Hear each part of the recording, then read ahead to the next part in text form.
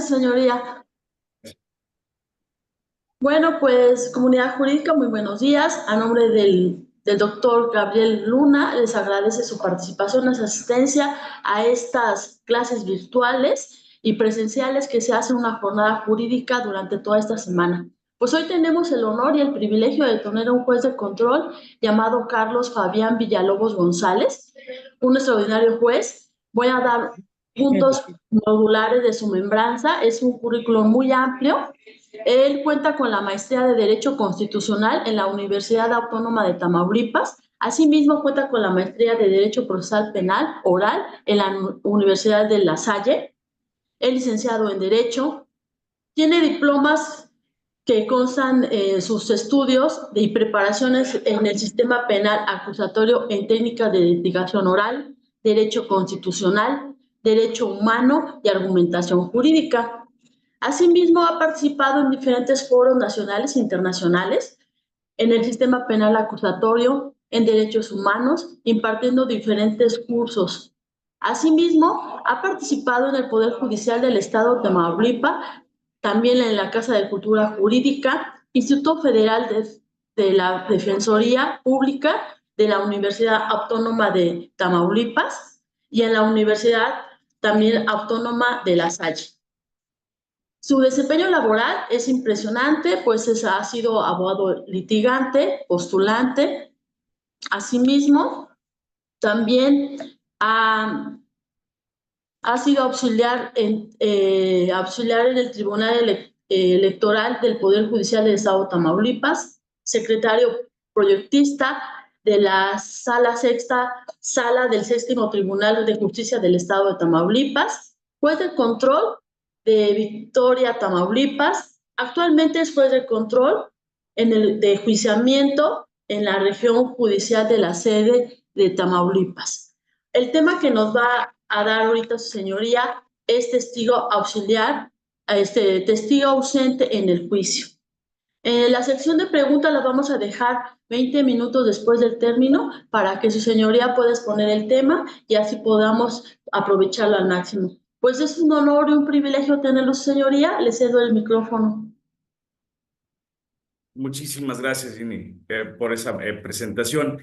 Y en primer lugar, quiero agradecer directamente al doctor Gabriel Luna por la atenta invitación para participar el día de hoy en este diplomado, estas clases virtuales, con el tema de testigos ausentes en juicio. Como nota preliminar, ¿no? Asumo que la mayoría de los presentes, las personas que están aquí conectadas, pues ya conocemos al menos una noción básica sobre las distintas etapas y actos procesales que ocurren dentro del proceso penal en México a partir de la reforma constitucional del 2008 y el inicio gradual, si recuerdan, de vigencia del Código Nacional de Procedimientos Penales desde el 2014. Sin embargo, de no ser el caso, solo precisar que de acuerdo con el Código Nacional de Procedimientos Penales, pues las etapas del proceso son tres y estas incluyen pues una etapa de investigación, una etapa intermedia, también conocida en ocasiones como de preparación a juicio y propiamente el juicio oral o la audiencia de debate. También es importante recordar o conocer que durante la etapa de investigación, pues es cuando las partes recaban entrevistas a testigos. Posteriormente, si la versión resulta pertinente y de utilidad, van a ofrecerlas en la etapa intermedia a fin de que ellos puedan respaldar su postura, ya sea de acusación o de inculpabilidad o cualquier estrategia de defensa, y que de admitirse, pues se va a producir o desahogarse oralmente en la audiencia de juicio oral. Cabe destacar que para la toma de decisión final del asunto, es decir, la sentencia que emite el órgano jurisdiccional al concluir la audiencia de juicio, pues solamente se pueden tomar en consideración las pruebas que están producidas en esta etapa de juicio y no aquella evidencia que conste en registros recabados en etapas previas, salvo la prueba anticipada, y esto lo establece propiamente desde la Constitución y se retoma por el Código Nacional de Procedimientos Penales, ¿no? Ahora sí, con el propósito de limitar un poco la plática, me parece oportuno aclarar que por cuestión de tiempo me voy a centrar al análisis de respuesta que ofrece el derecho procesal penal en México respecto de los testigos ausentes o testigos no disponibles en la audiencia de juicio, apoyándome de algunos criterios jurisprudenciales, algunas ejecutorias emitidas por la primera sala de la Suprema Corte de Justicia de la Nación al respecto.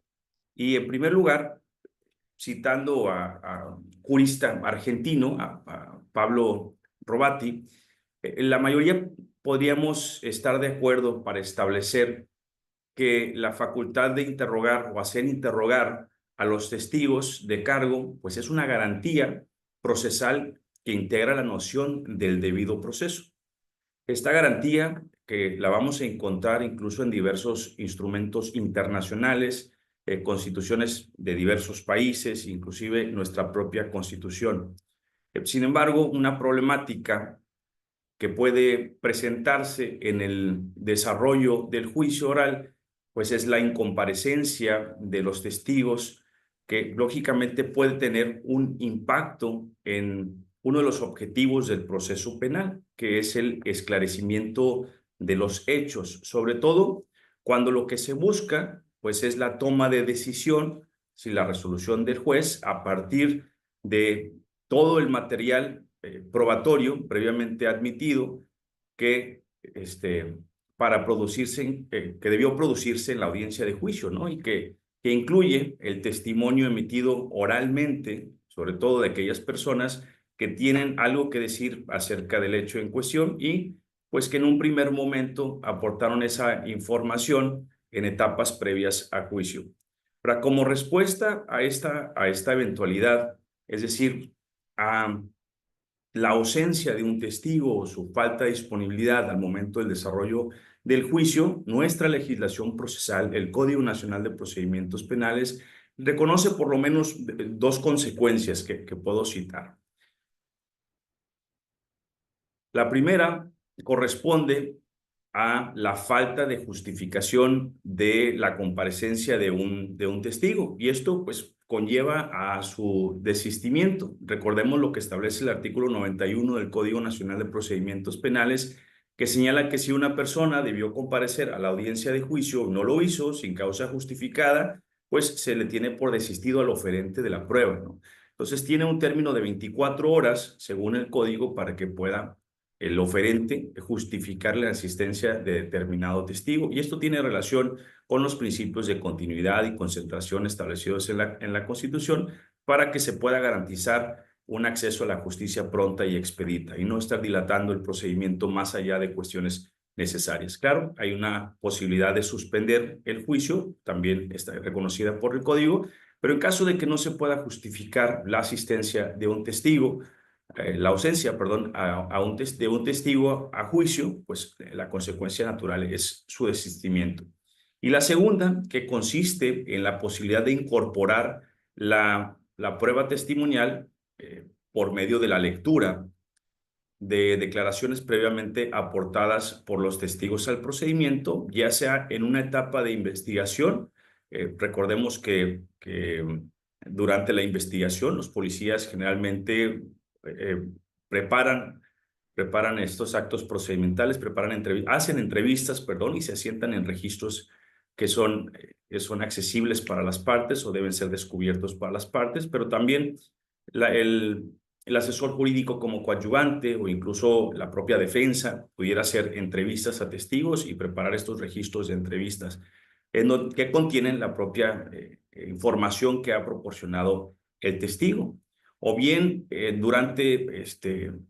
se puede dar el caso que durante el desarrollo de alguna audiencia preliminar, por ejemplo, la audiencia de continuación de la audiencia inicial, la de audiencia de término constitucional, se desahogue el testimonio de una persona, siempre y cuando pues, se haya admitido por parte del juez de control analizando su pertinencia y utilidad para su desahogo. Pero y esto lo cito porque pues estos antecedentes que constan en los registros, tanto de investigación como bien un registro de una audiencia preliminar, son utilizables en la audiencia de juicio cuando no comparece un testigo, siempre y cuando exista una buena razón para ello. Y sobre esto vamos a estar hablando el día de hoy, ¿no? Entonces, tomando en consideración que por disposición constitucional, la carga de la prueba corresponde al fiscal para acreditar la acusación, mientras que la defensa debe sostener propiamente su propia teoría, ya sea de, no sé, por mencionar la tipicidad, justificación, una defensa de inculpabilidad, por ejemplo, por mencionar algunas. Esto impone indudablemente a ambas partes del proceso la obligación de garantizar la comparecencia de las personas que hayan sido entrevistadas en la etapa de investigación y a que declaren en la audiencia de juicio, ¿no? Para dar soporte a sus respectivas teorías. Recordemos que solo en casos excepcionales le va a corresponder al juez de enjuiciamiento citar a los testigos, haciéndolos comparecer incluso por medio de la fuerza pública, cuando se sabe que a pesar de estar debidamente citado el testigo, pues no se va a presentar a juicio o exista un temor fundado de que se ausente o se va a ocultar. Pero en principio, su presentación queda a cargo del oferente de la prueba. Insisto, de justificarse, pues habría un auxilio judicial. Sin embargo, atendiendo a las reglas del proceso, quien ofrece la prueba en principio tiene la obligación de llevar a su testigo, insisto, salvo estas excepciones. Lo anterior es muy importante comprenderlo porque en palabras de la Suprema Corte de Justicia de la Nación significa que las partes deben asumir costos procesales de no constituirse la prueba en juicio, ¿no? Sobre todo porque están obligados a hacerlos comparecer y producir la prueba en juicio, insisto, salvo las excepciones ya señaladas en donde se solicita el auxilio judicial y se estaría prestando el mismo para hacer comparecer a una persona. Sin embargo, pues como la codificación procesal lo señala y lo cita la Suprema Corte, en caso de que no se presente un testigo, pues la parte tiene que asumir este costo procesal de no constituir en prueba aquellos medios de convicción que hubiesen ofrecido y estén admitidos para desahogarse en juicio, sobre todo cuando se comprometen a presentarlos a la audiencia de juicio. En ese contexto, vamos a ver, ahí está.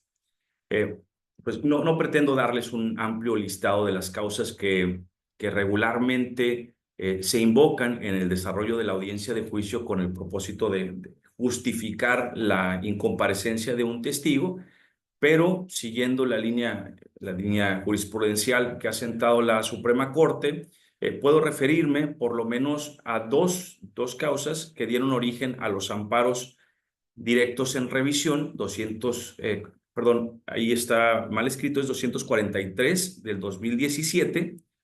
Si vemos en la diapositiva, es 243 del 2017 y 2308 del 2016. Para que me apoyen si lo pueden, ustedes, si lo van a anotar, para que no genere una confusión. Entonces, el amparo directo en revisión 243 del 2017 y el amparo 2308 del 2016.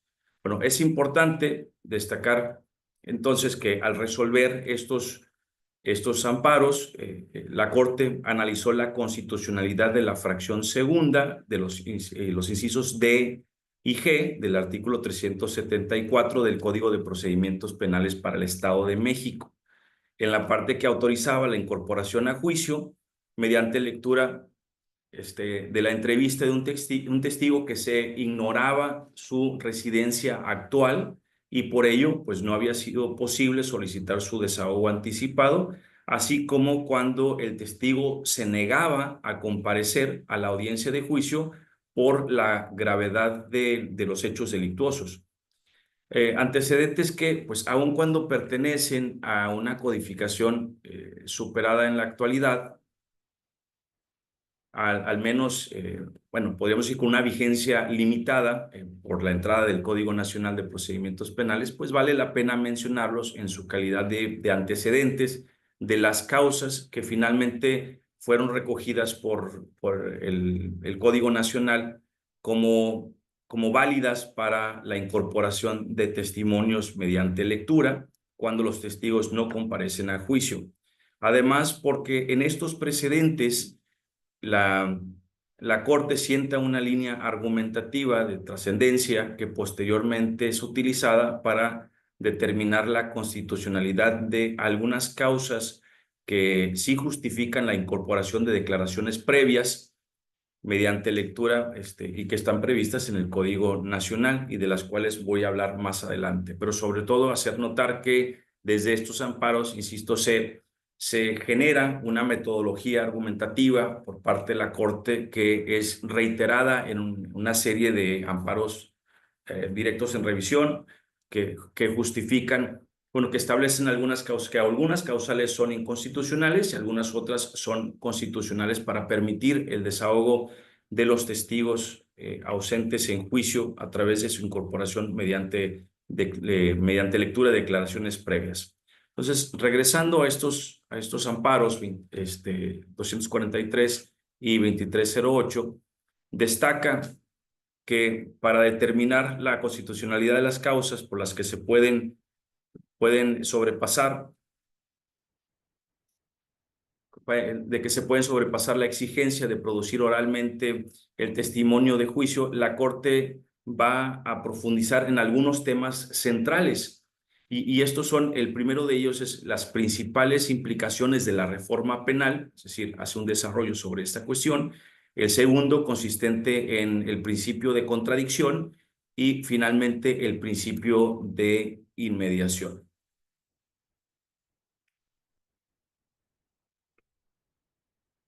En términos generales, cuando la Corte aborda este primer tema, es decir, las principales implicaciones de la reforma penal en México, la Corte puntualiza al menos dos cuestiones. Por un lado, pues señala que reconoce a los principios de contradicción e inmediación como componentes centrales en el debido proceso, los cuales a su vez se traducen en una herramienta metodológica de formación de prueba. ¿Y qué significa esto? Bueno, pues en términos sencillos nos dice la Corte, estos principios delimitan la forma en la que debe producirse la prueba en juicio para garantizar que los hechos del proceso no se demuestren a cualquier costo y por cualquier medio, sino con estricto apego a la tutela de los derechos fundamentales y los principios que rigen el proceso penal. Por otro lado, también como un punto central, advierte la Corte que con la reforma del 2008 se moderniza el procedimiento penal al reconocer la aplicación de diversos principios, lo que permite reconocer que el debido proceso pues se entiende como el derecho del imputado o el acusado a que se desarrolle un proceso penal en su contra, pues respetando en todo momento sus derechos fundamentales, las garantías y los principios establecidos en la Constitución y los tratados internacionales de los cuales México es parte. Gracias, muy amable. La ejecutoria nos recuerda que el artículo 8 de la Convención Americana sobre Derechos Humanos contempla como garantías judiciales pues el derecho de defensa a interrogar los testigos presentes en el tribunal y de obtener, obviamente, pues la comparecencia de estos testigos o peritos y de otras personas que puedan, o sea, arrojar luz sobre los hechos a dilucidar, ¿no? Recordemos que pues, el objetivo es el esclarecimiento de los hechos y evidentemente pues tanto la parte acusadora como la parte contraria, es decir, la defensa tienen bueno, la coadyuvancia también, ¿por qué no mencionar? Y la defensa tienen reconocido el derecho para poder refutar las posiciones, ¿no? Interrogar o contrainterrogar a los testigos que son presentados en juicio. Cuando la Corte aborda el principio de contradicción, determina en esencia que dicho principio se encuentra previsto en el artículo 8.1 de la Convención Americana sobre Derechos Humanos, pero también en el artículo 14 y el artículo 20, fracción tercera y fracción cuarta de la Constitución Federal, destacando que este principio pues, se manifiesta desde por lo menos dos vertientes complementarias entre sí.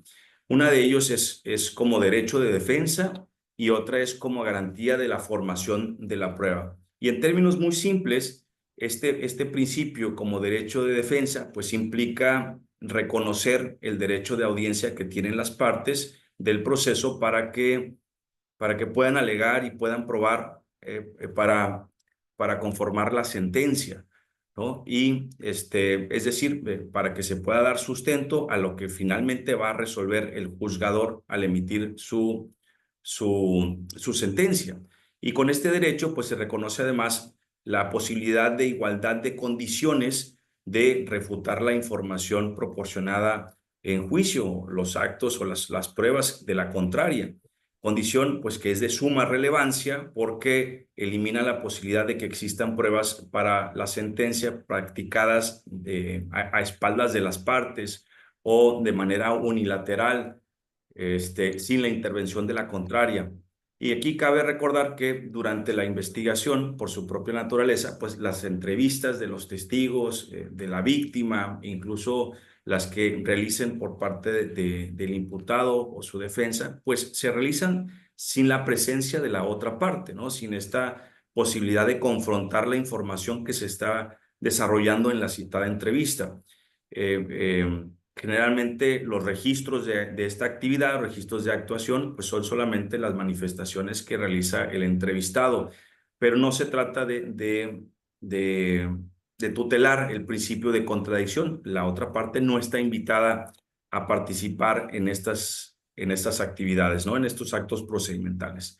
Y en su otra vertiente, el principio de contradicción pues se erige como una garantía en la formación de la prueba porque exige que la contraparte de quien ofrece la prueba pues tenga la oportunidad de contrainterrogar al testigo en juicio con la posibilidad de impugnar o desafiar su credibilidad, ¿no? La fiabilidad del testimonio del declarante.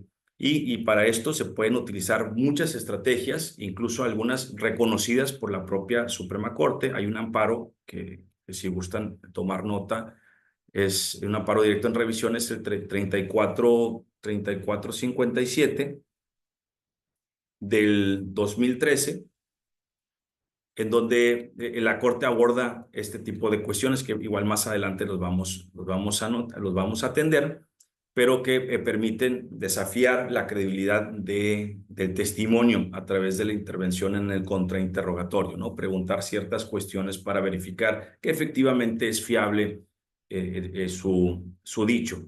Y luego, al abordar la Corte, el principio de inmediación, previsto por el artículo 20 de la Constitución, pues viene a reafirmar la Corte una postura que había estado desarrollando a través de diversas ejecutorias. Entre ellas se encuentra el amparo directo en revisión 492 del 2017, donde sostuvo que este principio pues, se integra por diversos componentes, entre los cuales podemos mencionar el primero, que es la presencia indispensable del juez en el desarrollo de las audiencias, y recordando que la Corte sostuvo que uno de los motivos trascendentes para el abandono del sistema tradicional fue precisamente evitar que el juez pudiera delegar la función de atender las diligencias a su secretario o a otra persona, ¿no? Entonces,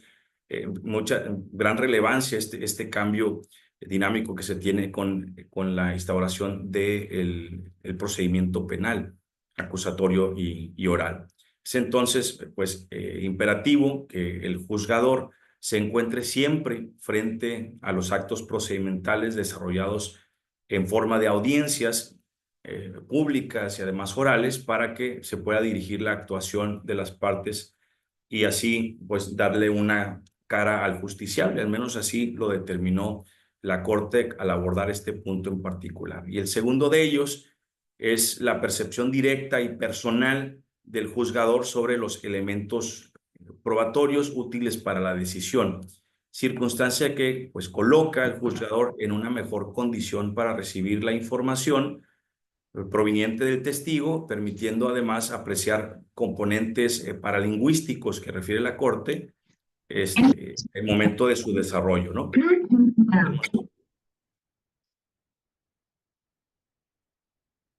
Listo.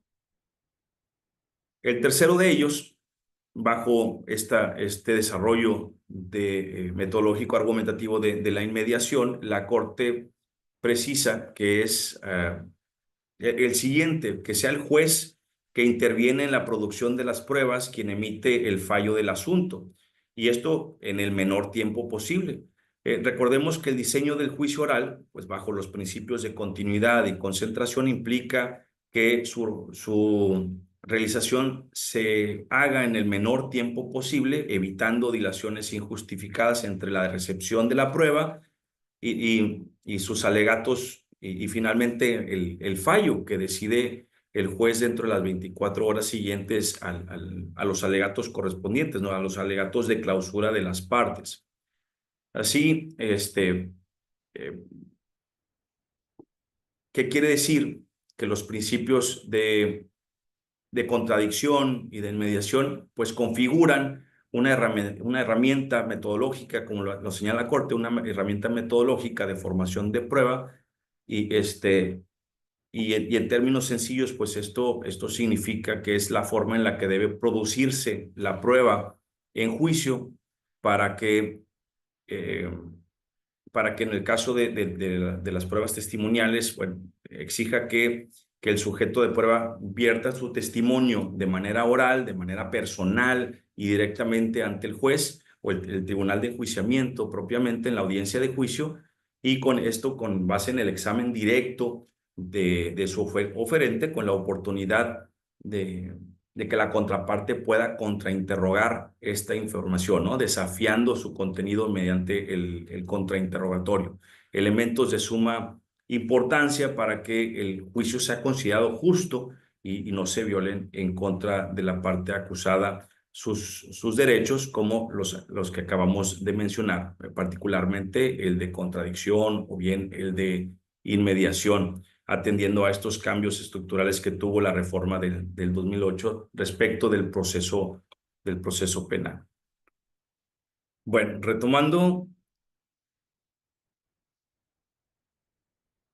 retomando la causal prevista en el Código de Procedimientos Penales para el Estado de México, que permitía la incorporación a juicio por lectura de la declaración previa de quienes se ignoraba su residencia actual, y por ese motivo, esa razón, no hubiese sido posible solicitar su desahogo anticipado, y que fue estudiada en el amparo directo en revisión 243. La primera sala concluye que esto contraviene o contravenía tanto el principio de contradicción como el principio de inmediación, en virtud de que al incorporar una declaración por lectura, pues se impide al juez o al tribunal de enjuiciamiento que perciba todos los elementos que acompañan las palabras del declarante. Entre ellas, se encuentra, por ejemplo, el manejo del tono de voz, su volumen, su cadencia, las pausas del testigo, sus titubeos, la disposición de su cuerpo, dirección de mirada, entre otras condiciones perceptibles por el receptor de la prueba, y que la doctrina ha determinado, ha denominado como los elementos paralingüísticos de la prueba. De ahí que si el testigo no se presenta a la audiencia de juicio, pues el juzgador no puede formarse una imagen completa del contenido y exactitud de su declaración. Al menos, bueno, así se expuso por parte en el proyecto en la ejecutoria de la Corte. También determina nuestra Suprema Corte en esta ejecutoria que la causal que se analizaba infringía el derecho de la confrontación en la medida que la falta de comparecencia del testigo pues viene a inhibir la posibilidad de la contraparte para impugnar la credibilidad del testimonio, como lo había precisado ya en el amparo 3457 de el 2013.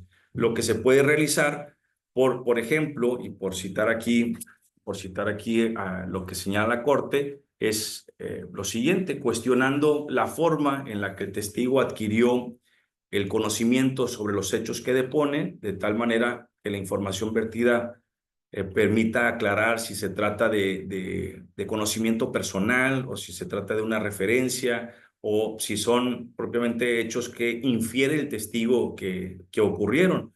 Y también cuestionar al testigo para obtener información sobre los propios atributos de su declaración, como la posibilidad de percepción que tuvo de acuerdo a las condiciones externas o físicas del testigo que pudieran incidir en esa percepción, entre las que encontramos pues las características del lugar, las características climáticas, las condiciones lumínicas, acústicas o bien limitaciones de tipo sensorial, así como la posibilidad de percepción de acuerdo con condiciones mentales propiamente del testigo, sin pasar por alto procesos de rememoración y su capacidad para transmitir su conocimiento sobre los hechos, lo que, pues dependiendo del resultado obtenido, puede llegar a poner en duda la fiabilidad del testimonio. Entonces, todas estas características pueden resaltarse o surgir al momento de que se ejerce este derecho a la confrontación de la prueba, que de no existir, pues obviamente tendríamos una violación a dicho derecho. Ahora bien, regresando a la causal que permitía la incorporación por lectura de declaraciones de aquellas personas que se negaban a comparecer a la audiencia de juicio por la gravedad de los hechos delictivos, también prevista en la codificación procesal del Estado de México, pero está analizada en el amparo 2308 del 2016 que les comentaba. La primera sala determina que contraviene el principio de inmediación en la medida que pues, su incorporación por lectura impide, y este mismo razonamiento que había utilizado anteriormente, ¿no? Impide al tribunal percibir todos estos elementos que acompañan las palabras del declarante, lo que señala la Corte como componentes paralingüísticos. Y también impide el ejercicio de confrontación. Sí, porque pues de esta manera la Corte sostiene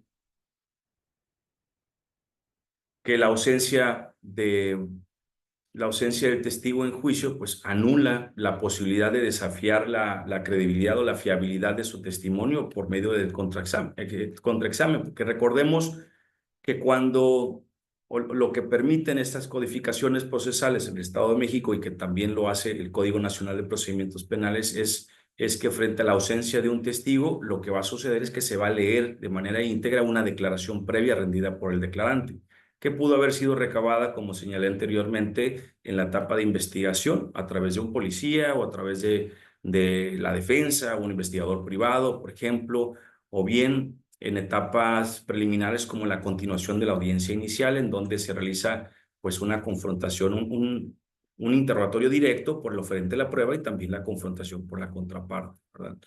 Y pues bien, como nota importante de este antecedente, me gustaría destacar que, que en la causa penal de la cual deriva este amparo directo en revisión, el testigo que no comparece a juicio fue un menor de edad, y esto fue debido a que su padre se negó presentarlo con motivo de la gravedad del delito en el caso y que era una tentativa de violación ocurrida en perjuicio del menor, que si mal no recuerdo, pues contaba con menos de 15 años. Pero no obstante, pues la Corte refirió que el solo hecho de tratarse de un menor no era una causa suficiente para incorporar su testimonio mediante la lectura de declaraciones previas y que la autoridad jurisdiccional debía dictar las medidas necesarias para garantizar su protección atendiendo al interés superior del menor, ¿no? Entonces es labor o exigencia del órgano jurisdiccional para que dicte todas las medidas necesarias para que pueda estar en posibilidad de comparecer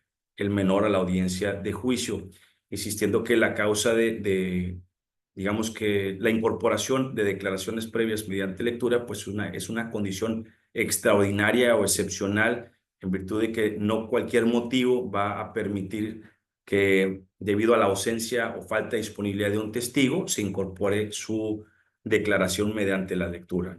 Entonces, expuestas estas dos causas por las que la Corte ha mostrado una postura más o menos rígida sobre cuando no se justifica la ausencia de un testigo a juicio como para dar paso a la incorporación por lectura de sus declaraciones previas, corresponde abordar otros dos supuestos también de la Corte, donde fija su postura respecto a buenas razones para incorporar declaraciones previas a juicio, ¿no? Deme un segundo.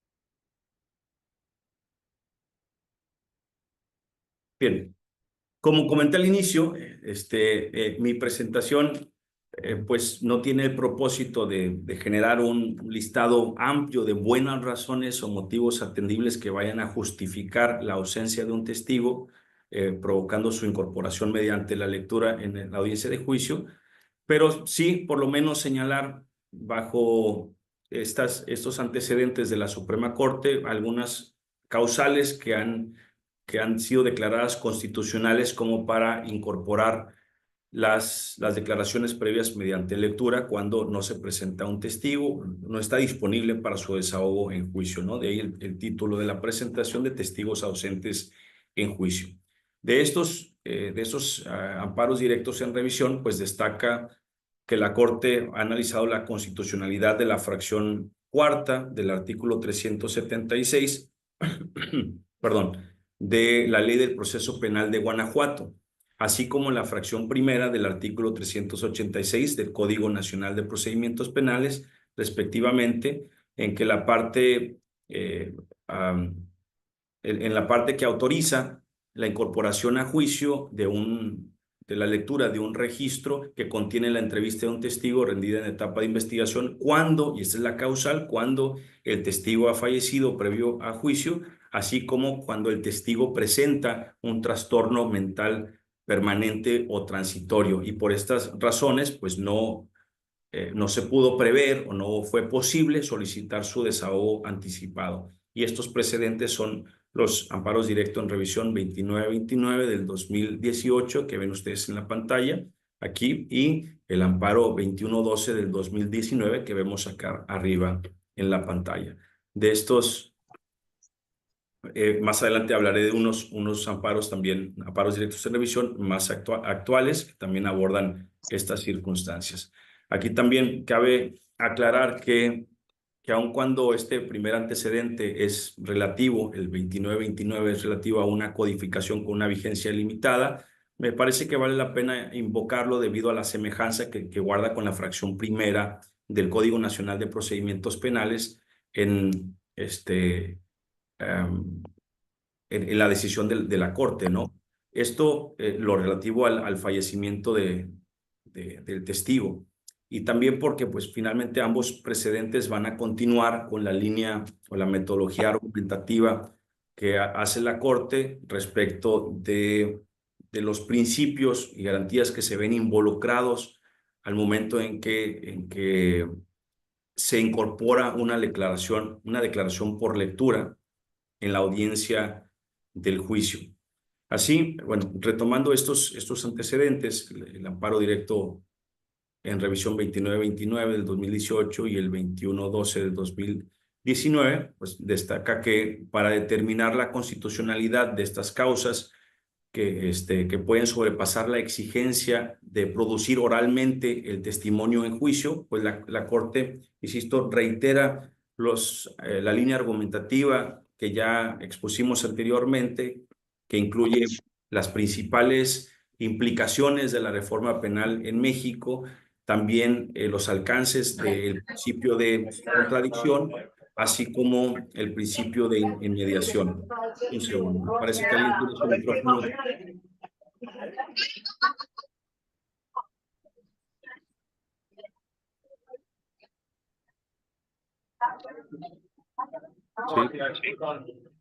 Que sea los marinos, ¿escuchan?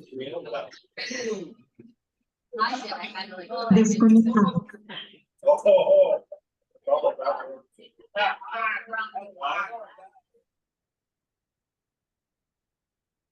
Ya, listo. Muy bien, gracias.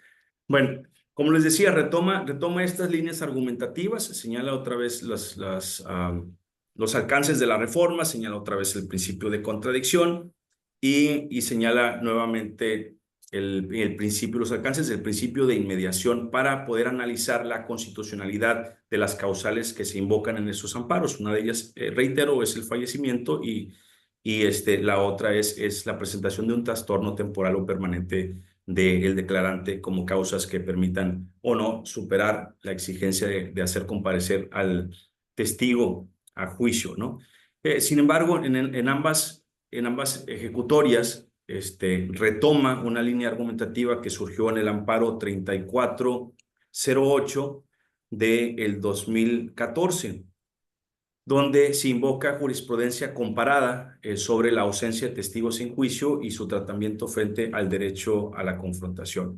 ¿Y a qué me refiero por esto? Bueno, pues la Corte nos señala, nos reitera, trae ese diálogo jurisprudencial a la ejecutoria en comento, un supuesto de Estados Unidos, en donde señala que en dicho país pues existe una estricta regla de exclusión respecto del hearsay, ¿no? O bien aquellas declaraciones o afirmaciones realizadas fuera del órgano jurisdiccional o de la corte, lo que nuestro derecho podríamos llamar como el testimonio de oídas o testimonio de referencia. Esto, pero sin pasar por alto que también, pues, en Estados Unidos existen una amplia gama de excepciones a esta regla, pero en lo que corresponde a los testigos ausentes, bueno, desde el caso, cita la Corte, el caso Crawford contra Washington, en donde se reconoce la admisión de declaraciones previas solo cuando el acusado ha tenido una oportunidad para contraexaminar al testigo, protegiendo así su derecho a la confrontación. Este elemento es sumamente importante porque es uno que sienta la Corte en esta ejecutoria y que va incluyendo en diversas resoluciones para indicar cuándo se podría estar frente a una violación a los derechos fundamentales de la parte acusada si no se le permitió anteriormente cumplir con esta posibilidad de confrontar al testigo. Pero esto lo vamos a ver un poco más a detalle más adelante. Antes, retomando la línea argumentativa de la Corte, pues nos señala este diálogo jurisprudencial que realiza, nos recuerda lo establecido por el Tribunal Europeo de Derechos Humanos, en donde dicha institución adopta una regla restringida respecto de la posibilidad de admitir excepciones al principio de la confrontación de la prueba, reconociendo que antes de que una persona pueda ser sentenciada, pues es necesario que las pruebas a las que se le juzga sean producidas en su presencia, permitiendo sobre todo al acusado la posibilidad de combatir y cuestionar a los testigos que están deponiendo en su contra, ¿no? Sin embargo, como sucede en la mayoría de los casos, este principio pues admite excepciones que permiten incorporar al proceso declaraciones realizadas de un testigo en etapas previas e incorporarlas a juicio mediante lectura cuando no estén disponibles para el desarrollo en la audiencia de juicio. Y para actualizar este supuesto sin que se infrinjan los derechos de defensa del acusado, el Tribunal Europeo de Derechos Humanos desarrolla la necesidad de cubrir con al menos dos condiciones que pueden ser consultadas o derivan, se precisaron en el caso Al-Kawaja contra Tajri, Al-Kawaja y Tajri contra el Reino Unido, del cual de cuál surgen, bueno, estas condiciones que deben cumplirse por parte del órgano jurisdiccional para que no se violente el derecho fundamental a la confrontación que tiene reconocido el acusado.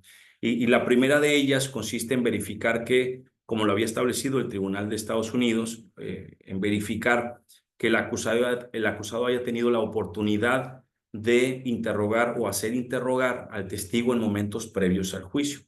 Pues de ser así, la incorporación de declaraciones previas de un testigo de juicio, debido a su ausencia, pues no llevarían a estimar de manera inmediata una violación a los derechos de defensa del acusado y particularmente los previstos por los artículos 6.1 del Convenio Europeo de Derechos Humanos. La segunda condición que señala el tribunal corresponde a verificar que la declaración incorporada mediante lectura, y esta también es retomada por nuestra Corte, no conlleve a que la sentencia esté basada solamente o en un grado determinante en la evidencia de la cual el acusado no pudo ejercer su derecho a confrontación, ¿no? Y respecto de esta segunda condición, el Tribunal Europeo establece un orden metodológico que debe seguirse para verificar una posible violación al derecho de defensa. Primero, señala que es necesario analizar si existe una buena razón para que el testigo se ausente del juicio, por ejemplo, que el testigo haya fallecido, o bien que no comparezca a juicio porque presenta un temor fundado, pero esto, ojo, atribuible al actuar del acusado o a personas que obren en su nombre, ya que en estas condiciones que han sido determinadas por el Tribunal Europeo como buenas razones, podría incorporarse la declaración previa mediante lectura, ¿no? En el caso del fallecimiento, pues la única forma de tomar en consideración el testimonio de quien ha fallecido sería haberla citado previamente a su declaración. Y en cuanto al temor, el tribunal hace una distinción entre dos tipos de temor distintos. Uno, atribuible al solo hecho de las consecuencias que puedan surgir al momento de que la persona comparece ante la autoridad, y uno distinto que puede ser atribuible a las actuaciones de la parte acusada o bien aquellos actuando en su nombre o representación. Este segundo supuesto de temor sí se encuentra fundado, según el Tribunal Europeo, para permitir que las declaraciones de un testigo se incorporen a juicio sin la necesidad de escucharlas de su viva voz.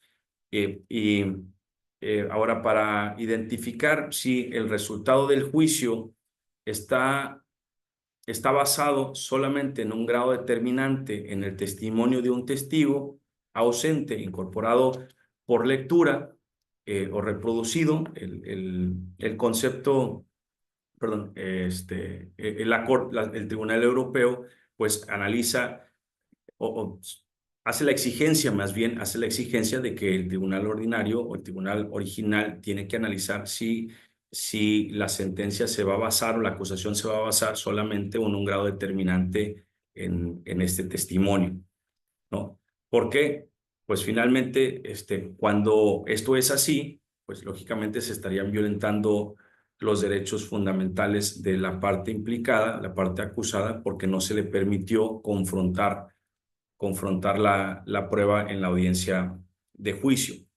También me parece importante destacar que al momento en que el Tribunal Europeo aborda el temor fundado, establece que es válido incorporar las declaraciones previas del testigo, aun y cuando se considere evidencia determinante para la acusación en contra del acusado. Es decir, una excepción a esta propia regla que establece el propio tribunal de que no puede utilizarse solamente la declaración del testigo ausente para fundar de manera determinante la acusación del fiscal.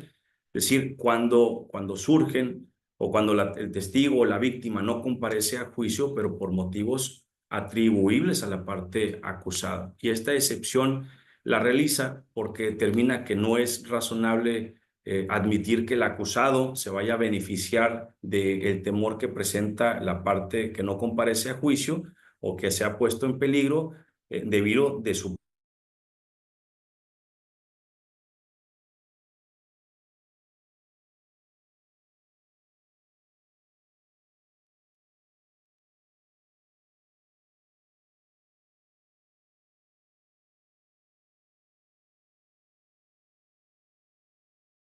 él se encuentra renunciando a su derecho a interrogar al testigo frente a la intimidación ejercida en contra de aquella persona que iría a comparecer a la audiencia de juicio, ese testigo o la víctima.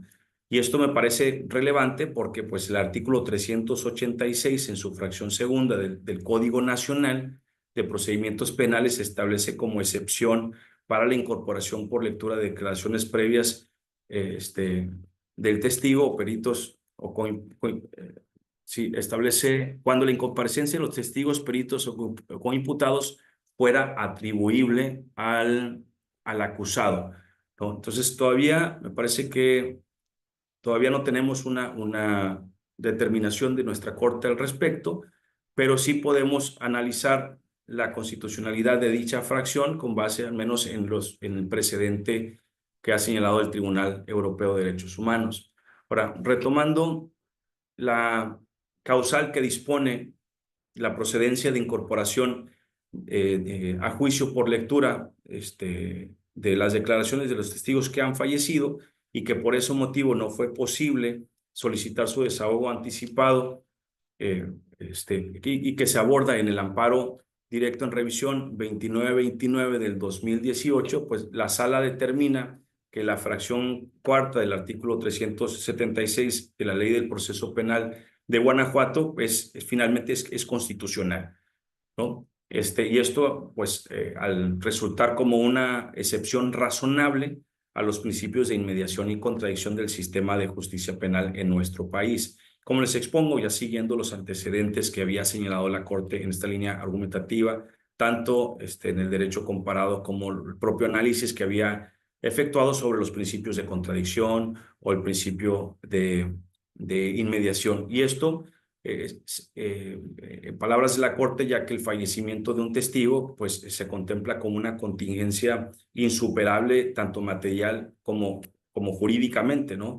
Esto motiva a su incorporación por lectura siempre y cuando en el proceso se cumplan con determinadas exigencias adicionales a la literalidad de la norma. Y como nota distintiva, es importante destacar que de acuerdo al citado criterio, el solo fallecimiento del testigo pues no es una condición suficiente para admitir la incorporación a juicio a través de la lectura o bien la reproducción de declaraciones previamente dadas en investigación, ya que para cumplir con este estándar constitucional, la Corte precisa que es necesario además las siguientes condiciones y vemos que son parecidas a lo que acepta, a lo que expone el Tribunal Europeo de Derechos Humanos y la Corte de Estados Unidos. Una de ellas es que el acusado haya contado con la oportunidad de interrogar o contrainterrogar el testimonio de cargo en algún momento en las etapas previas a la audiencia de juicio. Como lo referí, esto puede suceder durante la audiencia inicial, por ejemplo, o bien que la declaración incorporada mediante lectura no constituya el principal elemento para justificar la sentencia de condena. Entonces, al actualizarse cualquiera de estos dos escenarios, la Corte nos dice que no se estaría violentando el derecho fundamental de la contradicción o la inmediación en perjuicio de la parte acusada si es que se dictara una sentencia de condena, ¿no? Y explica la Corte que resulta necesario cubrir estas dos condiciones para encontrar una especie de punto de equilibrio entre los objetivos que persigue el objeto penal. Por estas razones, el juez que se encuentre al frente de un escenario similar o de tomar la decisión de admitir por lectura una declaración previa de un testigo fallecido, debe analizar primero si existe evidencia suficiente para determinar que el testigo falleció previo a juicio sin sin permitir la posibilidad de recabar anticipadamente su testimonio, porque recordemos que tenemos la figura de la prueba anticipada, ¿no? Siempre y cuando se tiene noción de que el testigo va a fallecer, pues se puede actualizar ese escenario, pero si no se tenía noción y el testigo fallece por cualquier causa, entonces esto debe ser probado en la audiencia de juicio y segundo, se debe verificar que se cubran con estas dos exigencias previamente apuntadas, ¿no? Con la finalidad de que se aminorice el, el, el impacto que tendría la incorporación de estas pruebas en la sentencia condenatoria, ¿no? Sobre todo, bueno, en los derechos del imputado en la sentencia de condena, ¿sí? Y así podríamos maximizar sus derechos, porque recordemos que estas son cuestiones excepcionales. O sea, la regla es que se produzca en la audiencia de juicio el testimonio y así lo establece la propia Constitución, al señalar que solamente serán tomadas en cuenta para efectos de una sentencia las pruebas que han sido producidas en la audiencia de juicio. Pero insisto, estas excepciones establecidas por el artículo 386 del Código Nacional y que fueron además, bueno, algunas otras codificaciones procesales que son analizadas por la Corte, pudieran ser viables siempre y cuando se constituyan como buenas razones para que no comparezca el testigo, entre estas el fallecimiento, por ejemplo, o el trastorno que veremos más adelante, y, y que se cumplan con estas dos exigencias adicionales, ¿no? Que no se trata, que se haya permitido la posibilidad de contrainterrogar al testigo previamente, y si no es esto posible, bueno, por lo menos que la sentencia o la acusación no se base de manera determinante en ese medio probatorio. Y esto será un análisis de cada caso en particular para que el Tribunal de Enjuiciamiento pueda motivar su decisión de manera suficiente y justificar por qué la sentencia no se basa únicamente o exclusivamente o de manera determinante en ese medio probatorio. De no serlo así, pues estaríamos frente a una vulneración de estos principios establecidos en la Constitución, ¿no? Y bueno, pues en el supuesto de que se admita esta prueba, como lo dispone la Corte, debe realizarse su incorporación, y esto es una cuestión metodológica, a través de de un testigo de acreditación.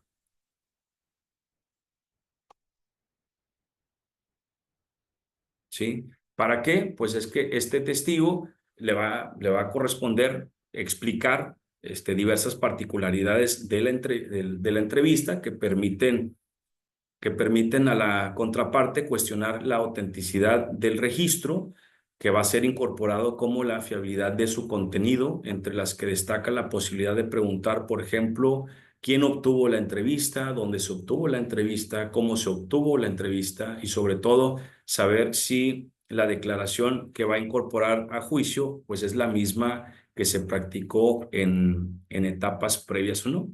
Entonces, pues esto daría un mayor grado de fiabilidad respecto de en sí la entrevista en sí, no el contenido propiamente, pero sí por lo menos dar mayor fiabilidad de que se trate de el mismo contenido que estaba disponible para las partes previo a la audiencia de juicio y que fue tomado por un servidor público, por ejemplo, o un defensor, o un investigador privado en el momento de la investigación inicial o complementaria, etcétera, ¿no? Estos escenarios en donde se registran las entrevistas. Entonces, para que estos, estos, eh, estos escenarios se consideren válidos, como ya establecimos, pues hay una serie de requisitos que se deben de cumplir, reiterando, se debe analizar que exista una buena razón para la incorporación de una declaración previa dada por el testigo que no comparece al juicio.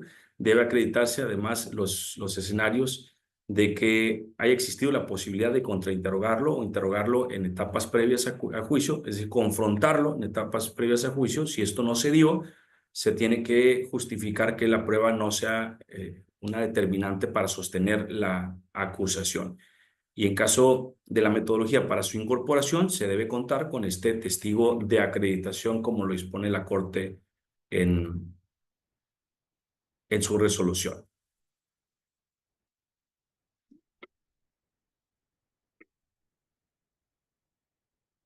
Bueno, retomando la causal, que permite la incorporación a juicio por lectura de declaración previa de quienes han presentado un trastorno mental permanente o transitorio y que por ese motivo no se pudo solicitar su desahogo anticipado y que esto se estudia propiamente en el amparo directo en revisión 2112 del 2019. La primera sala concluye que dichas circunstancias pues también constituyen una buena razón para justificar la excepción a la obligación de que el testigo comparezca y rinda de viva voz su testimonio en la audiencia de juicio, evitando así, además, la oportunidad de que la defensa pueda contraexaminar al testigo, ya que se trata de una, dice la Corte, una contingencia insuperable material y jurídicamente. Los mismos razonamientos que utilizó para el testigo fallecido durante la audiencia, el testigo fallecido previo a que rindiera su declaración ante el tribunal de enjuiciamiento, ¿no? Es una cuestión imprevisible. Recordemos que si se puede prever, hablando del testigo fallecido, pues lo conducente sería realizar su prueba anticipada, pero si no se pudo prever esa circunstancia y fue espontánea, entonces la procedencia pues sería la incorporación. Constituiría una buena razón para incorporar su declaración a través de la lectura en virtud de que es una cuestión imprevisible. Entonces estos mismos argumentos se retoman en este amparo directo en revisión cuando se analiza el trastorno mental como una causal que nos permitiría la incorporación de la lectura de una declaración previa a juicio, ¿no? Entonces, la sala contempla que no es razonable exigirle al testigo su comparecencia a juicio, ya que se trata de una condición, pues, eventual e inevitable, ajena a la voluntad del declarante, que no deriva de una negligencia de quien va a declarar, ¿no? O alguna de las partes para obtener su testimonio.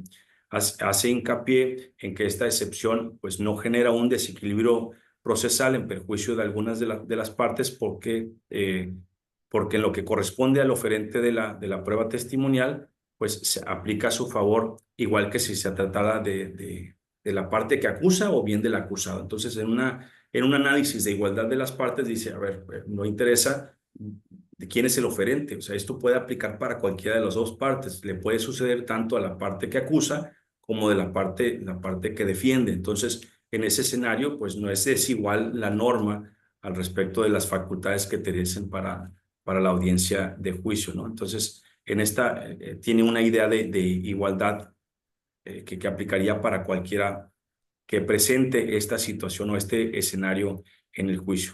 Además, la Corte reconoce que la excepción pues no impide que la prueba sea sometida indirectamente al contradictorio de las partes al existir otras vías para refutarla, por ejemplo, a través del resto de los elementos aportados a juicio.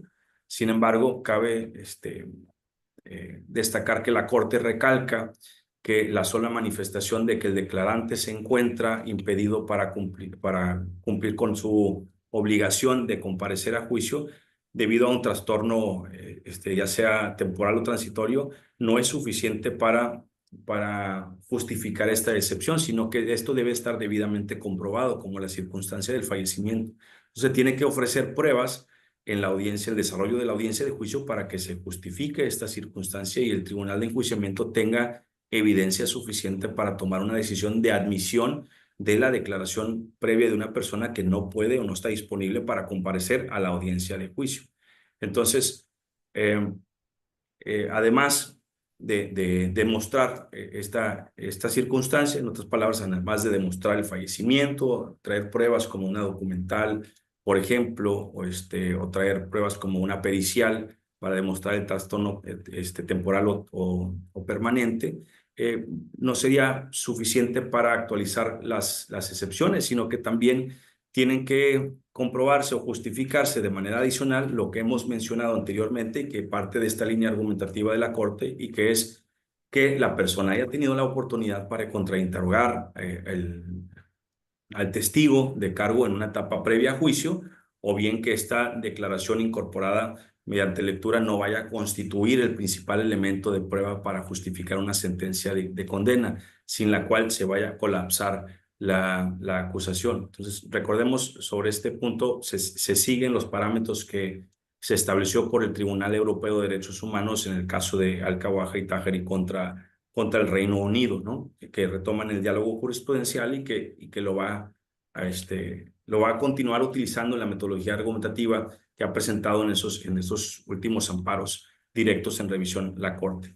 Finalmente, en este supuesto de trastorno mental, la Corte también exige que de admitirse la prueba, pues es necesario contar con un testigo de acreditación para demostrar la autenticidad del registro y la fiabilidad del contenido a través de su testimonio, porque por este conducto, es decir, a través de las preguntas, pues se van a responder a cuestionamientos respecto a cómo se obtuvo la declaración, dónde se obtuvo, etcétera, que ya vimos anteriormente, ¿no? Y esto es para darle mayor fiabilidad a que se trate efectivamente del mismo documento que se recabó, la misma entrevista que se recabó al momento de la investigación y no sea otra.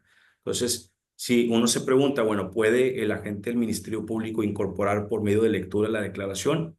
Con los criterios que ha sentado la Corte, la respuesta sería negativo, en virtud de que es necesario un testigo de acreditación, al menos que sea el agente del Ministerio Público que haya recabado esa entrevista para que pueda subir al Estado y pueda ser cuestionado por su contraparte, ya que de esta manera sería como la Corte determina que la defensa pudiera tener al menos una aproximación o una posibilidad de confrontar la información que se precisa en esa entrevista, ¿no? Sacar más información del entrevistador al momento del interrogatorio que realice por parte de la defensa.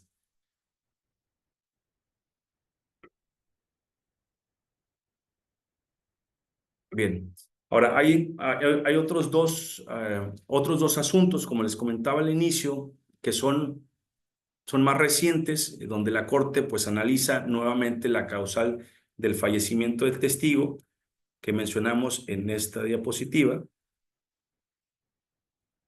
sí, relativo al amparo 2929 del 2018.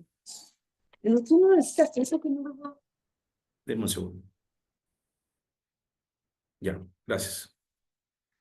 Sí, que la Corte analiza esta misma causal del fallecimiento del testigo para verificar si se trata de una causa constitucional o no, pero esto lo hace con relación al artículo 386, fracción primera del Código Nacional de Procedimientos Penales. Recordemos que anteriormente lo había hecho con el Estado de Guanajuato, pero en esta ocasión sí aborda el análisis de la fracción primera del 386 y para esto se tratan de los amparos directos en revisión. Me parece que aquí los anoté. Sí, aquí están. El amparo directo en revisión 2458 del 2022, que fue resuelto el 15 de marzo del 2023, y el amparo directo en revisión 20 del 2023, resuelto el 5 de julio del 2023. En ambos antecedentes se reitera la línea argumentativa y la metodología que se presentó en los anteriores asuntos, reiterándose los principales motivos de la reforma, los alcances del principio de contradicción, los alcances del principio de la inmediación, pero además las exigencias de verificar si se trata si la defensa tuvo la oportunidad o no para intervenir o confrontar la prueba que se ha de admitir en la audiencia de juicio, o bien que no se trate de una prueba que va a sostener de manera determinante la acusación o la sentencia emitida por el órgano jurisdiccional. Pues de ser el caso, se estaría frente a una violación de un derecho fundamental, ¿no? Entonces, esta línea argumentativa, como les comenté desde un inicio, que surge desde incluso hay otros antecedentes que no señalé en estas diapositivas, pero que surgen, que van a dar vida a estos amparos directos en revisión y en donde se sienta esta línea argumentativa de la Corte para efecto de justificar en algunas condiciones las buenas razones para incorporar declaraciones previas de testigos que no están disponibles para la audiencia de juicio y aquellas que simplemente pues no son constitucionalmente razonables para pues delimitar el principio de la confrontación, ¿no? Porque finalmente eso es lo que se estaría realizando al momento de incorporar una declaración previa.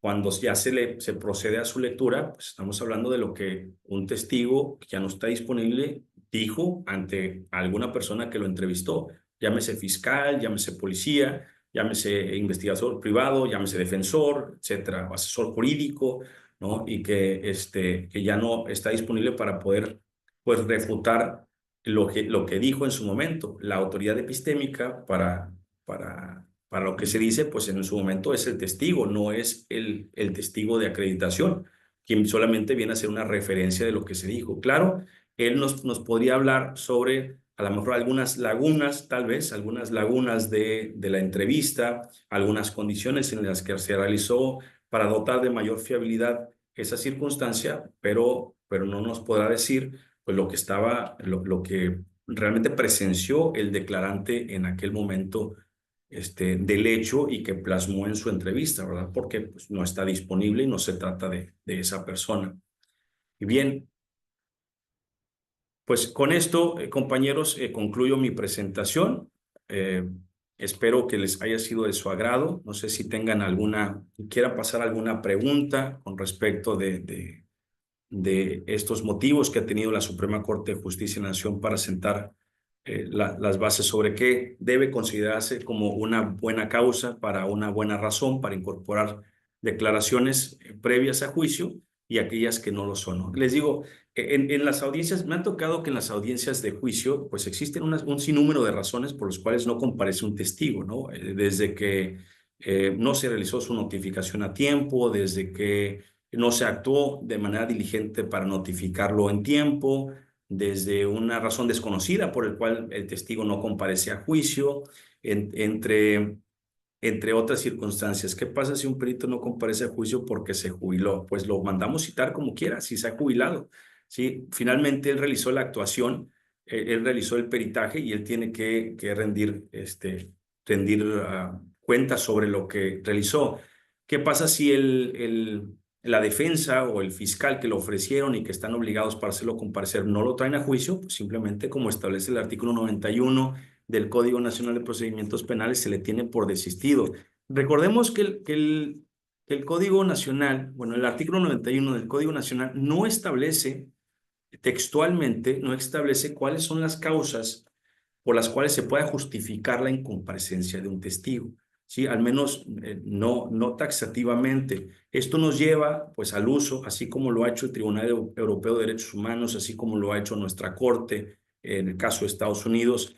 Esto nos lleva a analizar si la causa de justificación constituye una buena razón para tener por justificada la incomparecencia de un testigo que sigue estando disponible, pero que a lo mejor no pudo comparecer por pues, la causa que se invoque. Entonces, lo que se tiene que analizar, a mi juicio, es que el oferente de la prueba haya actuado con debida diligencia para hacer comparecer a su declarante. Pues en caso contrario, en caso de negligencia, por ejemplo, del oferente de la prueba o de falta de debida diligencia, pues la consecuencia sería el desistimiento de su prueba en la audiencia de juicio, ¿no? Entonces, esto no es lo mismo hablar de una persona no disponible a juicio, pero sí una circunstancia en donde no se justifica su comparecencia. Lo referíamos al inicio de la exposición, que frente a la falta de comparecencia, pues nos encontramos con estos dos escenarios, ya sea el desistimiento o bien la incorporación por lectura, siempre y cuando hay una buena razón. Muy bien, bueno, a ver, Andrés Velasco, lo escucho. Muy buenos días. Buenos días, profesor. ¿Me escucha? Sí, a sus órdenes, lo escucho. Ahorita que escuché, gracias por sus enseñanzas y transmitirlo en lo que usted sabe. Ahorita que escuché esto del perito que ya está jubilado y que hay que traerlo, mi pregunta es, ¿puede sustituirse ese perito cuando ya no es posible traerlo a juicio? Pues, ¿por qué no sería posible traerlo a juicio? Porque la verdad ya no quiere venir, ya está jubilado, ya vaya, no lo encuentran, ya no vive en la ciudad. Sí, comprendo, pero bueno, a mi juicio no sería una buena razón porque pues la persona realizó una actuación y ese es algo que se ofreció desde etapas preliminares a juicio, no particularmente la etapa intermedia, y, y, y tiene que estar consciente de que en un momento determinado la persona tiene la obligación de comparecer a juicio. El Código Nacional pues establece una exigencia también para que las personas que tengan relación con los hechos se encuentren obligadas, por citar un numeral, el 364, a ver, no, discúlpenme. El 360 habla de toda persona tendrá la obligación de concurrir al proceso cuando sea citado y declarar la verdad de lo que conozca y le sea preguntado. Así mismo no deberá ocultar hechos, circunstancias o cualquier otra información que sea relevante para la solución de la controversia, salvo disposición en contrario. Entonces, si yo no quiero comparecer, y creo que aplica también para los peritos, si yo no quiero comparecer simplemente porque no quiero comparecer, bueno, tal vez habría una necesidad de compeler al testigo a comparecer. Pero también hay que recordar que esto atañe al oferente de la prueba. Entonces, si yo como defensor estoy ofreciendo a una persona, es porque está disponible para mí, eventualmente va a estar disponible para mí. Al momento de yo contratar sus servicios, se tendrá que estipular que en un momento determinado, ya sea en 6 meses, en un año, incluso 2 años, o tal vez en 4 años, porque existe una nulidad del juicio y una reposición que nos obliga a realizarlo nuevamente, pues se encuentre obligado en comparecer. ¿Qué pasa si la persona no comparece? Y es culpa mía como oferente y no solicito el auxilio judicial, pues se tiene por desistido. Caso contrario es si yo veo que la persona se está negando a comparecer y a pesar de que lo estoy invitando y así solicito el auxilio judicial porque me parece un elemento importantísimo para mi defensa, pues entonces ya sea la autoridad lo va a citar para que comparezca, ¿no? Con apercibimientos de multa, etcétera. Pero sí es importante tomar esto sí es importante que se tome esto en consideración al momento de que se esté contratando los servicios de un perito para que esté bien informado que la persona tendrá que comparecer más adelante y que puede ser en un tiempo no definido, ¿verdad? Es sustituirlo, me parece que no, por una cuestión de mismicidad de prueba, es la persona que realizó el dictamen, es la persona que está obligado a comparecer. Muchas José, gracias. sí. Muchas gracias. José Manuel, discúlpeme si no lo señalo en orden, no sé si me aparecen en orden en la pantalla, sí, de antemano me disculpo, solamente, bueno, estoy señalando los nombres que voy viendo que levantan la mano. Adelante, José Manuel. Muchas gracias, excelente ponencia. ¿Cuál es su criterio con relación, digamos, en intermedia, se aceptó a ese medio de prueba, llega a juicio y la fiscalía corre traslado de una carpeta de investigación que inició 30 días antes del juicio, 20 días antes del juicio por el delito de amenazas, y en eso se justifica para no presentar a su testigo, o ya sea a la propia víctima, porque eso lo hacen mucho acá en Chiapas. Bien, porque tiene amenazas la víctima. Bueno, yo creo que sería cuestión de analizar cada caso en particular, licenciado, las pruebas que se presenten, no solamente la denuncia de la víctima o la existencia de una carpeta de investigación, sino evidencia adicional que puedan respaldar el hecho de que el acusado tuvo implicación en la falta de comparecencia de la testigo. Ahora, también es importante hacer notar que el Código Nacional nos permite, no sé si en su estado también, pero al menos en el mío hay además del Código Nacional, hay una ley para la protección de personas que intervienen en el proceso penal. Entonces, esto detalla que el agente del Ministerio Público tiene una obligación de proveer la protección necesaria a favor de la persona para que no se presenten este tipo de escenarios. Entonces, se supone que hay toda una evaluación que se realiza para poder llegar a determinar que la persona no puede comparecer por este tipo de conductas. Entonces, si es una circunstancia compleja que se tendría que analizar en cada caso en particular, no insuperable, por supuesto, ¿verdad? Pero tendríamos que analizar pues obviamente la estructura de la denuncia de de la víctima o el testigo que dice haber sufrido amenazas, alguna otra evidencia que esté disponible para realmente soportar la falta de disponibilidad o la falta de comparecencia de ese testigo o víctima a la audiencia de juicio. Sobre todo porque independientemente de que la Corte ha establecido que se tratan de buenas razones, también ha señalado que esto tiene que estar debidamente comprobado en la audiencia de juicio, ¿no? Entonces, ante estos escenarios, pues también la defensa tendría que hacer su propia investigación. Si el agente del Ministerio Público corre traslado de una carpeta de investigación, pues entonces habrá que realizar los actos propios, ¿no? Actos propios de investigación de la defensa para poder demostrar que esta circunstancia no fue o no existe una mínima probabilidad de que la persona haya participado, tal vez porque la persona se encuentre en el penal, o se encuentre en prisión preventiva, o alguna otra condición que tal vez impidiera la realización de esas actuaciones, ¿no?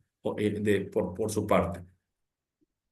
Sí, porque perdón, a lo que me refiero que si ya son carpetas que en días, y si las integran, o sea, daño psicológico, victimológico, testigos, o sea, ya van integradas ya para judicializar, pero obviamente no, para ese entonces no están judicializadas todavía, pero ya están integradas.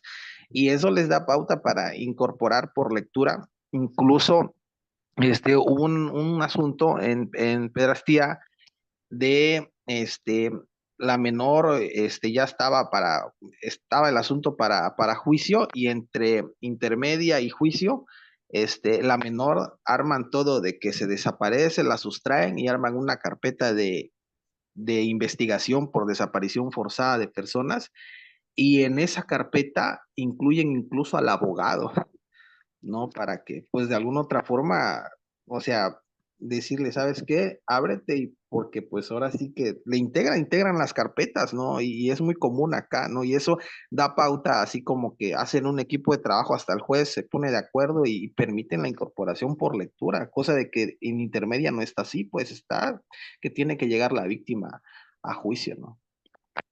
Claro, sí, pues qué complicada situación si las cosas son así como lo refiere, sobre todo para poder analizar eh, cómo se sostiene la causal invocada por la gente del Ministerio Público, porque si finalmente el juzgador cuenta con toda esa información, pues hay que partir de un principio de la buena fe. Y como usted lo refiere, si eso es armado o si eso es ficticio, pues el juzgador o se tendrá que hacerlo ver al juzgador, porque el juez, al momento de que tenga la evidencia, pues no hay otra que le diga que las cosas no son de esa manera, ¿no? Entonces, sí es un escenario complicado si se actúa de esa forma. Ahora, una última pregunta. Con relación ya de este lado como defensa, los testigos que son cruciales para acreditar la inocencia de mi representado, bueno, háblese de un testigo en intermedia, pues ya está propuesto, se aceptó y todo eso, y en el transcurso de intermedia a juicio fallece, pero es elemental para Sí. acreditar la teoría del caso, y obviamente para acreditar que no. Sí, disculpe, ¿en el transcurso de qué, perdón, fallece? En el lapso de intermedia a juicio oral, fallece ese testigo que para mí es crucial para acreditar la inocencia de mi representado, y empiezo a argumentar para que se incorpore Sí. por lectura, porque pues obviamente ya está fallecido. ¿Habría alguna forma ahí o sea, de que el MP se pueda oponer, por así decirlo, a la fiscalía, porque pues ya falleció? No sabría, pues eso depende ya de la gente del Ministerio Público, pero lo que sí puedo referir es que de acuerdo a los antecedentes que hemos mencionado, la Corte analizó tanto la fracción primera del Código Nacional de Procedimientos Penales, que contempla el fallecimiento de un testigo, como lo establecido en la ley de Guanajuato, señalando bajo el diálogo jurisprudencial que retoma del Tribunal Europeo de Derechos Humanos, que esa es una buena razón para incorporar la declaración previa de un testigo a juicio, ¿no? Si fallece, pues es algo que no se tenía previsto. Muchas gracias, le agradezco la atención. Sí, de nada, licenciado. Licenciado Pedro, Gracias, su señoría. Buen día buenos a días. todos. Tengo una pregunta, su señoría.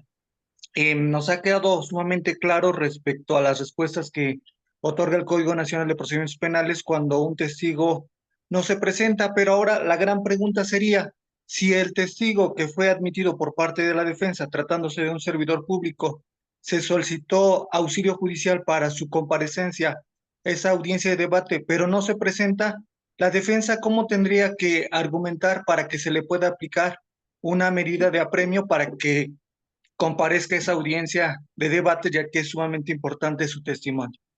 Y otra pregunta, señoría, aprovechando, ¿cree que sea posible o resulta admisible que una vez que se tenga conocimiento de la citación judicial al servidor público con su superior jerárquico, la defensa pueda presentar un escrito dirigido al superior jerárquico para hacerle un atento recordatorio de su comparecencia?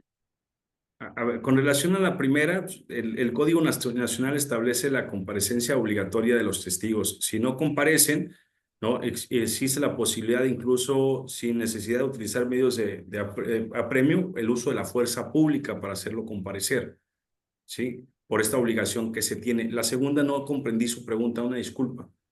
Sí, no se preocupe, le reformulo si gusta.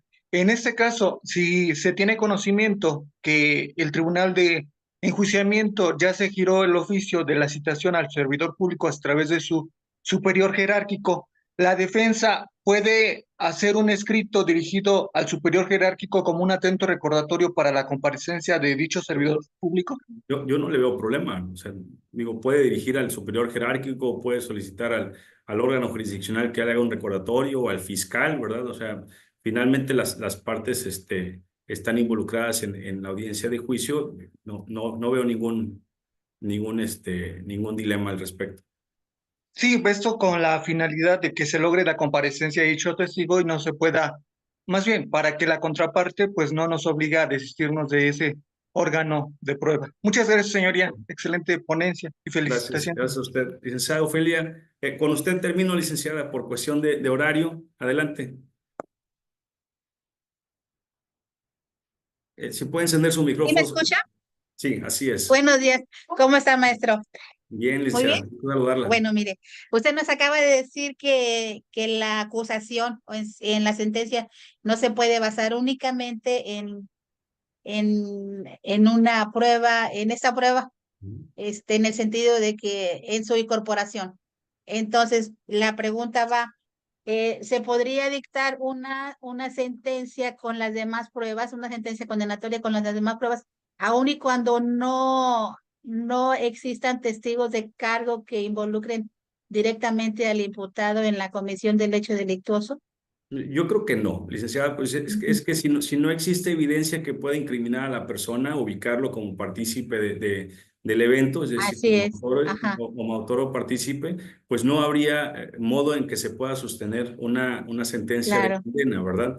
de condena. Aquí el escenario es cuando es esa declaración o esa imputación que hace la víctima, pues es la única evidencia que existe en su contra, es decir, no hay otra que se pueda a lo mejor adminicular como para sostener de manera, respaldar Respaldan. la acusación que se está haciendo, la implicación que hace por parte del testigo que no está presente, ¿no? En la medida que exista más evidencia que apoye la versión de la víctima o la versión del testigo que hace la identificación del acusado y que no está presente en juicio, menor va a ser el grado en el que se basa la sentencia para sostener la condena, ¿verdad? Si únicamente pensemos en el escenario donde únicamente se tiene la implicación de la víctima en contra del agresor, no hay ninguna otra evidencia que lo implique más que un señalamiento de ese declarante, pues es evidente que esa se basa de un grado determinante en la declaración del testigo ausente para sostener la acusación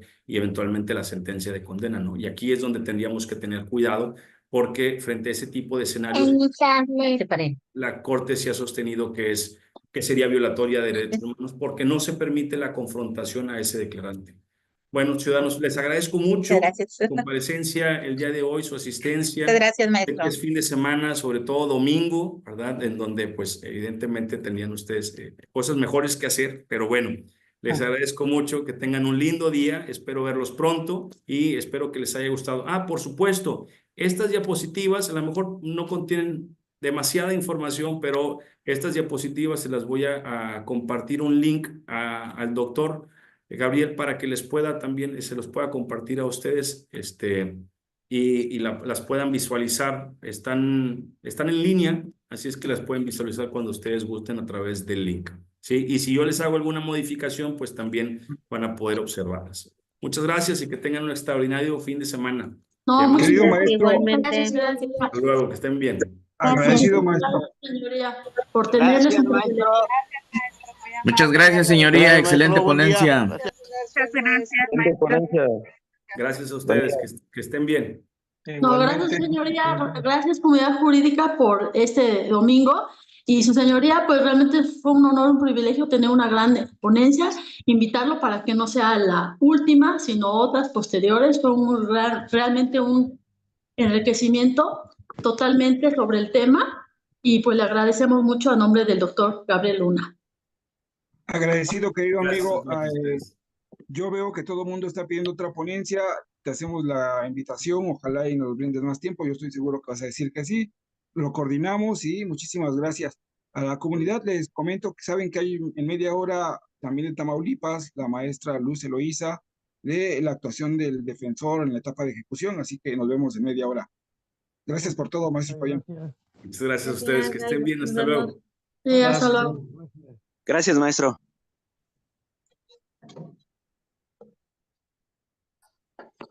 Pica.